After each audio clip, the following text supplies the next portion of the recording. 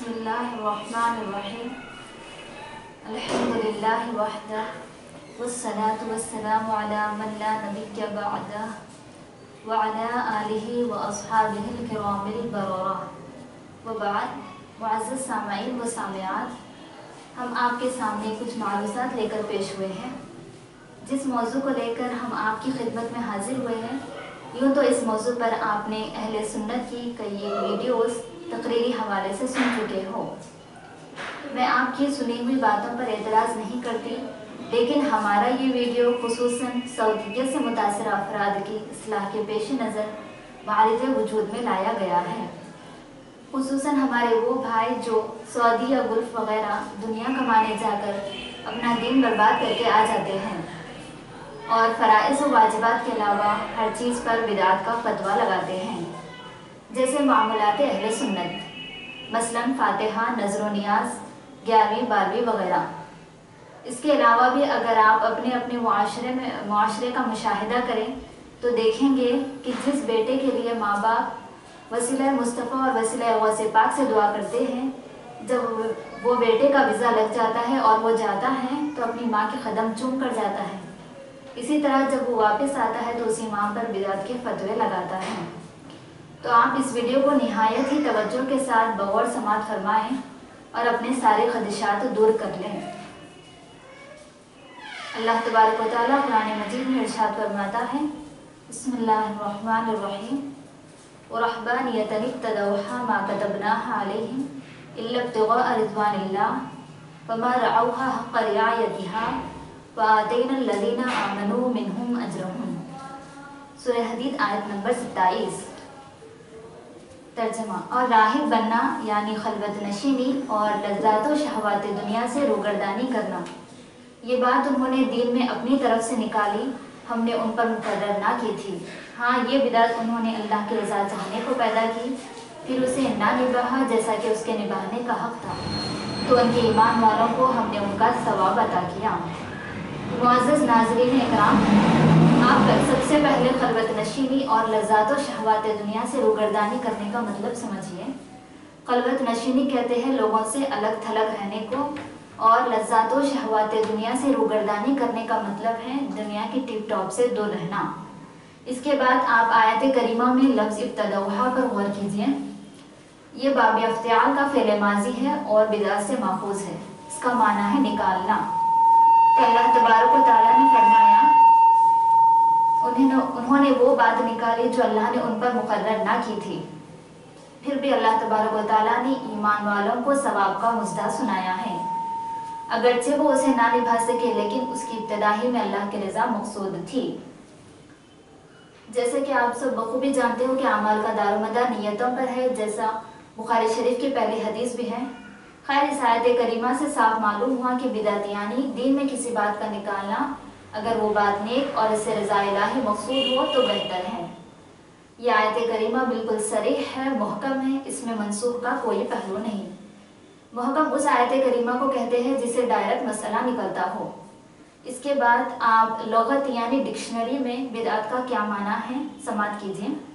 लफ्ज़ बिदात का डिक्शनरी में माना है अल-बिदअतु जमुहा बिदुन मा उहदिसा अला गैरि मिसालिन साबिक़िन अल-मुंजद फ़िल लुगत वल आलम, यानी बिदात वाहिद है, उसकी जमा बिदुअन है फ़िअलुन के वज़न पर। वो नई चीज़ जो माजी में, पास्ट में जिसकी मिसाल मौजूद ना हो, वो बिदात है। इसके बाद आप बिदात का शरई माना सुनिए। इस्तिलाह शरआ में बिदात हर वो नया अक़ीदा, हर वो नया अमल, हर वो नया कौल, हर वो नए तरीक़े और रास्ते को कहते हैं जो उसूल शरीयत के ख़िलाफ़ हो। तवज्जो दीजिएगा नाज़रीन, मैंने कहा उसूल शरीयत के ख़िलाफ़ हो। उसूल शरीयत का मतलब है कुरान, हदीस, इजमाए उम्मत और क़यास मुज्तहिदीन।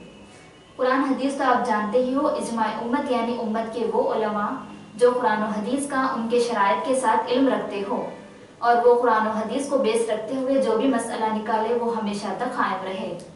और क़यास मुज्तहिदीन भी कुछ इन्हीं की तरह है। क़यास मुज्तहिदीन वो होते हैं जो कुरान और हदीस से ऐसा मसला निकालते हैं जिसका हुक्म कुरान और हदीस में सराहतन मौजूद ना हो बल्कि जुज़ियन मौजूद हो।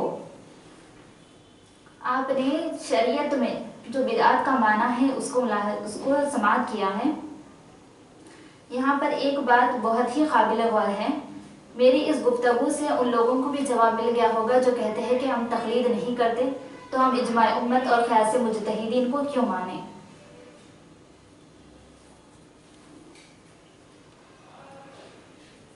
आखिर मैं पूछना चाहती हूँ कि आखिर तकलीद क्यों नहीं करते, हालांकि इजमाए उम्मत और क़यास मुजतहिदीन भी कुरान और हदीस से मिले हुए हैं। आप इस पर तवज्जो दीजिए। इसके बाद हम तंबीह के तौर पर वाज़ेह कर देना चाहते हैं कि गैर मुक़ल्लिदीन जो खुद को अहले हदीस कहते हैं, उनके बाज़ आलिमों ने भी कुरान और हदीस के बाद इजमाए उम्मत और क़यास मुजतहिदीन को दलील शरई तस्लीम किया है। जैसा कि अहले हदीस गैर मुक़ल्लिदीन के मशहूर आलिम मौलाना सनाउल्लाह अमृतसरी के फतावा के दिबाचा में है, मसलक अहले हदीस का बुनियादी उसूल सिर्फ किताबुल्लाह व सुन्नत रसूलुल्लाह की पैरवी है। राय, क़यास और इज्तिहाद व इजमा सब किताब व सुन्नत के मातहत है। मुलाहिज़ा कीजिए हवाला दिबाचा फतावा सनाइया सफ़ा 21 मकतबा तर्जमान दहली 2002 ईस्वी। यहाँ पर और एक बात निहायत ही काबिल गौर है कि हदीस वाले या उनके अलावा जो भी हो, अगर अपनी बात मनवाना हो तो हमारे सामने उनके तमाम असलाफ को रखते हैं। अगर इसी तरह हम उन्हीं के असलाफ का कोई हवाला दे तो कहते हैं कि हम उन्हें नहीं मानते, हम सिर्फ कुरान और हदीस मानते हैं।